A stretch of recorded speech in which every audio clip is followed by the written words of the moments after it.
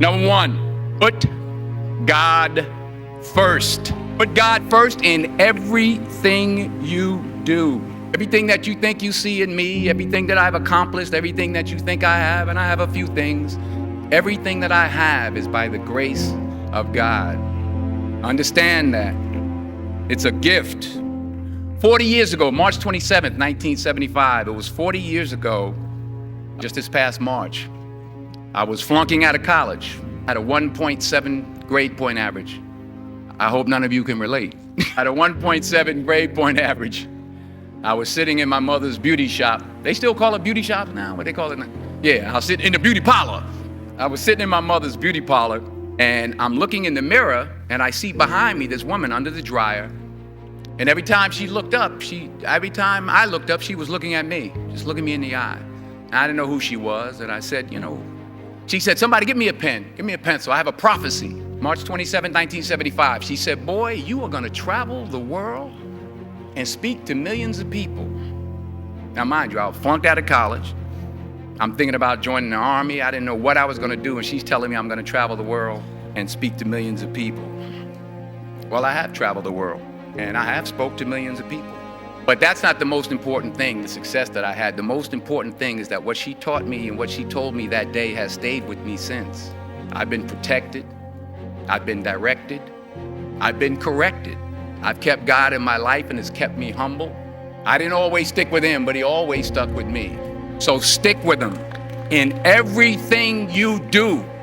If you think you want to do what you think I've done, then do what I've done and stick with God. Number two, fail big. That's right. Fail big.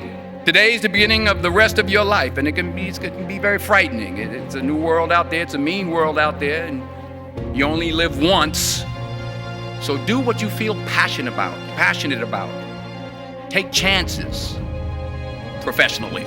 Don't be afraid to fail. There's an old IQ test, was 9 dots, and you had to draw 5 lines with a pencil within these 9 dots without lifting the pencil. The only way to do it was to go outside the box.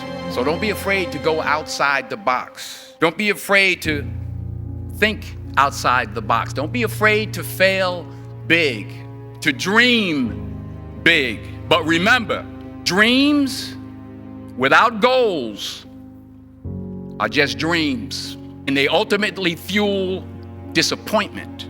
So have dreams, but have goals, life goals, yearly goals, monthly goals, daily goals. I try to give myself a goal every day. Sometimes it's just to not curse somebody out.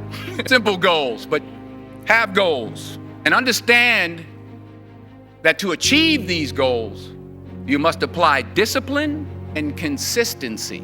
In order to achieve your goals, you must apply discipline, which you have already done, and consistency every day, not just on Tuesday and miss a few days. You have to work at it every day. You have to plan every day. You've heard the saying, we don't plan to fail, we fail to plan. Hard work works. Working really hard is what successful people do. And in this text, tweet, twerk world that you've grown up in, remember, just because you're doing a lot more doesn't mean you're getting a lot more done. Remember that. Just because you're doing a lot more doesn't mean you're getting a lot more done. Don't confuse movement with progress. My mother told me, she said, yeah, because you can run in place all the time and never get anywhere. So continue to strive, continue to have goals, continue to progress. Number 3, you'll never see a U-Haul behind a hearse. I'll say it again.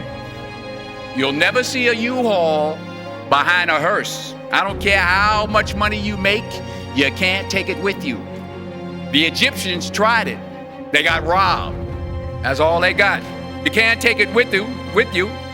And it's not how much you have, it's what you do with what you have. We all have different talents. Some of you will be doctors, some lawyers, some scientists, some educators, some nurses, some teachers. Yeah, okay. Some preachers. Most selfish thing you can do in this world is help someone else. Why is it selfish? Because the gratification, the goodness that comes to you, the good feeling that I get from helping others, nothing's better than that. Well, one or two things, but nothing's better than that. Not jewelry, not big house I have, not the cars, but it's the joy. That's where the joy is, in helping others. That's where the success is, in helping others. Finally, I pray that you put your slippers way under the bed tonight, so that when you wake up in the morning, you have to get on your knees to reach them. And while you're down there, say thank you for grace. Thank you for mercy. Thank you for understanding. Thank you for wisdom. Thank you for parents. Thank you for love. Thank you for kindness. Thank you for humility. Thank you for peace. Thank you for prosperity. Say thank you in advance for what's already yours. It's how I live my life. That's why I am, one of the reasons why I am today.